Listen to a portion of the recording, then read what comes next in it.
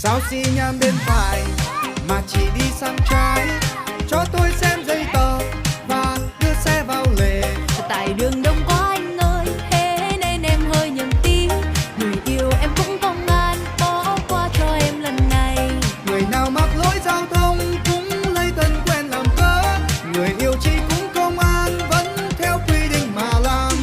Alo anh yêu à, em hôm nay đến quá. Đang đi xe bị thương thì không ai chắn đường. Chỉ là mắc lỗi sương sương, cũng do em hơi bị cuống. Mà công an cũng không thương, quyết lỗi sao phạt bằng được. Rồi người em có sao không? Trước tiên không nên nổi nóng, từ từ bình tĩnh xem sao, bắt xe ở đoạn đường nào. Trong sáng vẫn quên, ôi đúng anh yêu.